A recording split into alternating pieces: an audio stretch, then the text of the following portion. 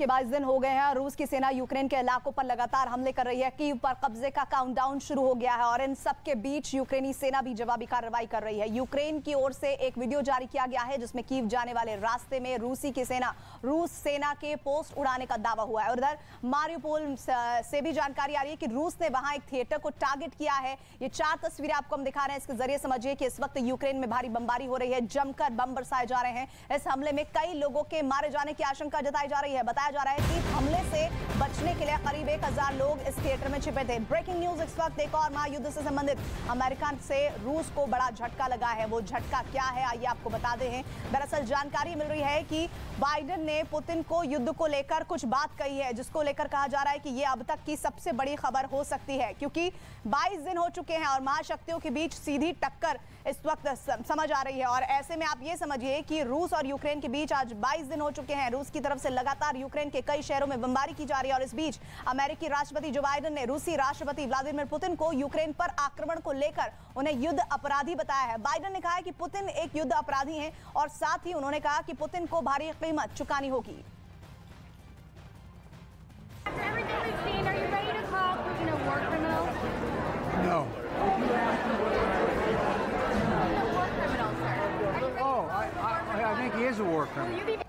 रूस और यूक्रेन के बीच युद्ध 22 दिनों से जारी है। पश्चिमी देश यूक्रेन के साथ खड़े हैं और इन सब के बीच रूस के राष्ट्रपति व्लादिमीर पुतिन ने फाइनल अल्टीमेटम दिया है। पुतिन ने अमेरिका के राष्ट्रपति बाइडेन के बयान पर कड़ी चेतावनी दी है। पुतिन ने कहा है कि पश्चिमी देशों की दुनिया पर वर्चस्व कायम करने की महत्वाकांक्षा के चलते पूरी दुनिया को इसके नतीजे भुगतने होंगे। साथ ही पुतिन ने यूक्रेन में सैन्य अभियान को पूरी तरह सफल बताया। उन्होंने कहा कि यूक्रेन की धरती को रूस के खिलाफ फौजों का जमावड़ा नहीं बनने देंगे और रूसी राष्ट्रपति ने कह दिया है कि रूस के खिलाफ पश्चिमी देशों का रवैया तबाही जैसा है। और इसके अलावा उन्होंने कहा कि रूस के खिलाफ पश्चिमी देशों के प्रतिबंध पूरी तरह से विफल रहे हैं।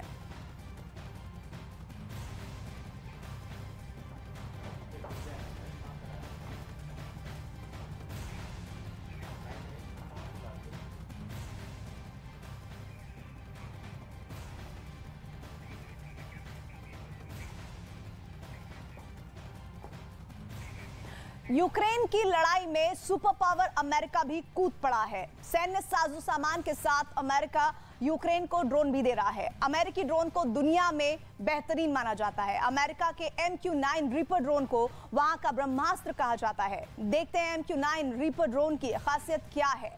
MQ-9 रीपर ड्रोन को जासूसी में माहिर माना जाता है। युद्ध में MQ-9 रीपर ड्रोन अचूक है, इसका निशाना बेहद सटीक है।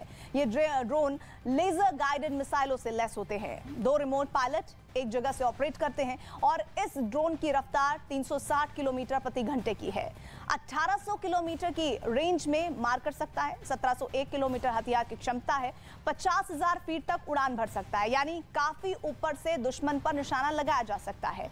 2200 लीटर ईंधन क्षमता है। MQ-9 रीपर ड्रोन का इराक में अमेरिका ने जमकर इस्तेमाल किया है। अमेरिका ने ईरानी जनरल सुलेमानी को MQ-9 से निशाना लगाया था।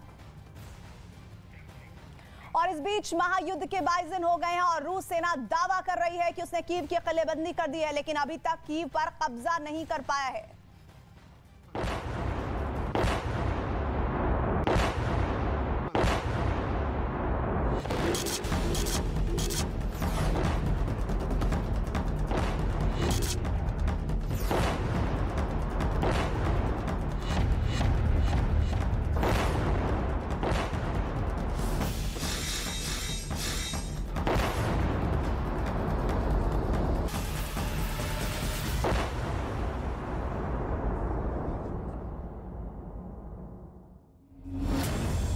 रूस यूक्रेन महायुद्ध, 500 घंटे से जंग जारी, फिर भी कीव का किला अभेद, पुतिन के अरमानों पर फिरा पानी।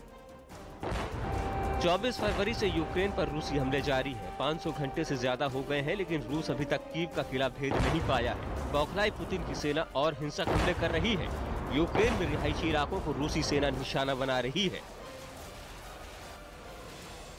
दावा किया जा रहा है कि रूसी सेना ने कीव को 3 ओर से घेर लिया है। शहर लगातार खतरे के सायरन से गूंज रहा है। रूस की सेना ने कीव में लगातार रिहायशी इमारतों को निशाना बनाकर हमला किया, जिसमें कई घरों को नुकसान पहुंचा।